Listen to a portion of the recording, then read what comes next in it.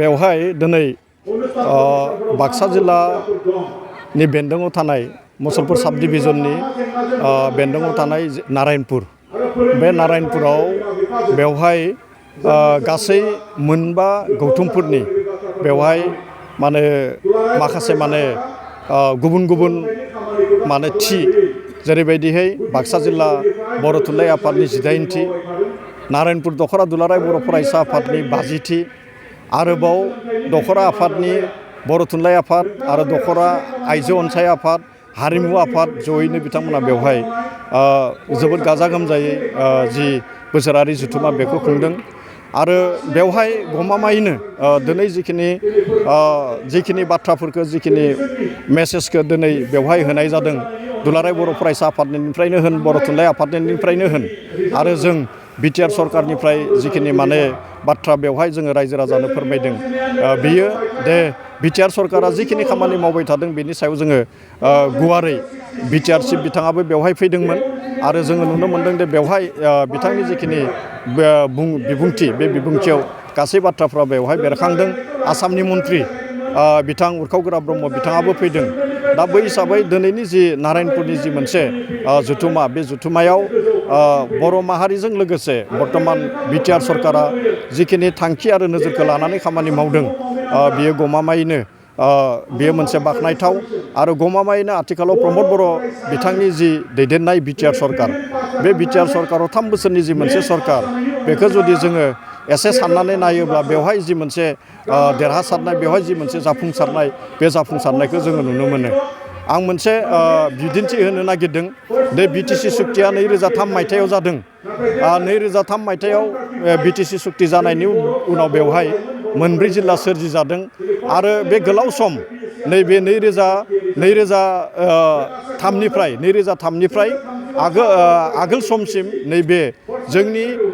BTC ओनसोलाव थानाय जि 4 जिल्ला बे 4 जिल्लानि जि मेट्रिकनि रिजाल्ट चिरां जिल्लानि जि रिजाल्ट बे रिजाल्टआ जोबोद गाहायाव थायोमोन नाथाय नुनो मोनदों 2020 मायथाइयाव प्रमद बर' बिथाङा बिटिआरनि गाहाय खुंगिरि हिसाबै जेब्ला बिबान लायो 3 बोसोरनि गेजेराव जों नुदों दे बेवहाय सोलोंथाइनि जि बिथिं बे सोलोंथाइ बिथिङाव चिरां जिल्लाया आसामनि मादाव बयनिख्रुइ सेथि 89.86 जौखोन्दो लानानै आसामनि बिथोराव बयनिख्रुइ गोजौ थानो हादों आरो बाक्सा जिल्लाया हायार सेकेन्डारि जि हायार सेकेन्डारि बिगियाननि जि मोनसे रिजाल्ट बे रिजाल्टआव आसामनि बिथोरावनो बयनिख्रुइ बेयो सायाव थानो हादों दा बे बाथ्राफोरखौ जोङो नुनो मोनदों आरो बेनिखायनो गमामायैनो बर'नि जिखिनि माहारियारि आफादफोरा जेरैबायदि खामानि मावदों आरो आथिखालाव प्रमद बर' दैदेननायनि जि मोनसे सरकार बिटिआरआव बेयो जेरैबायदि खामानि मावदों नैबे बिटिआर ओनसोलाव जोङो गुबुन गुबुन जौगालु हाबाफारिजों लोगोसे बेवहाय जि सुबुं सम्पद जौगानाय बे सुबुं सम्पद जौगानायखौ जोङो मोननो थांगासिनो दङ जिअ'टेकआ बिटिआरनि जि सरकार बे सरकारनि दैदेननायाव गासै मोन 21टा आइटेमनि सायाव बियो जादों आरो बेनि जिखिनि दफे पार्ट जिखिनि जिरायनाय बेखिनि जिरायनाया बियो जानानै थांबाय आरो बेयो जोबथा मोनसे थासारियाव बियो सफैबाय गमामायैनो जोङो बर'नि जिखिनि जोंनि माहारियारि जिखिनि बेसाद मुवाफोर जेरैबायदिहाय जोंनि आर'नाइ जोंनि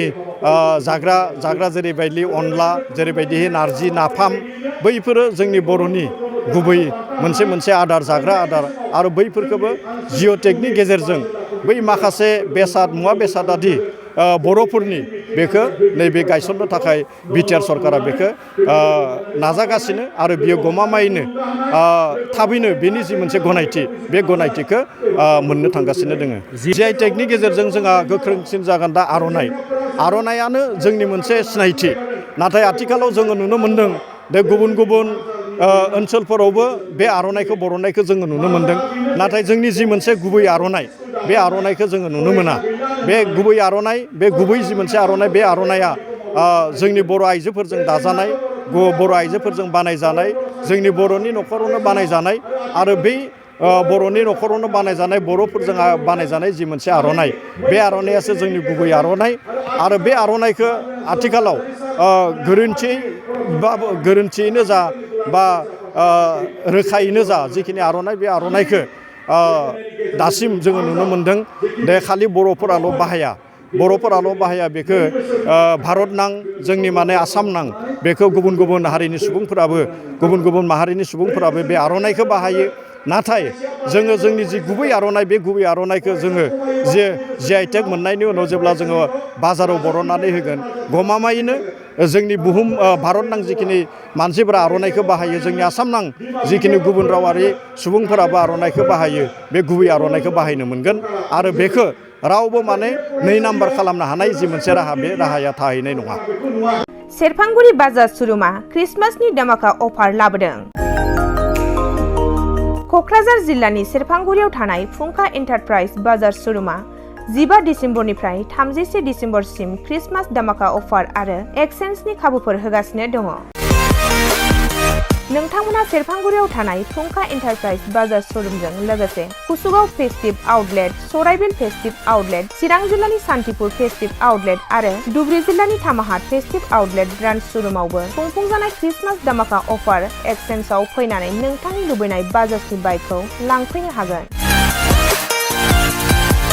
बाजाजनि बाइक सालायनो मोजां मोनग्रा रायजो राजाफोरनो फुंखा एन्टारप्राइज बाजार श'रुमा लोगोसे मोजां अफारफोरबो लाबोदों। बेफोरनो जाबाय 90% लन, गंनै हेलमेट फ्रि, केस होनानै बाइक बायगिरिफोरनो 1000 रां केसबेक हरफिननाय जागोन आरो क्रिसमास दामाका अफार एक्सचेन्जजों लोगोसे बाइक बायगिरिफोरनो गांसे ब्लेंकेट फ्रि हरफानाय जागोन।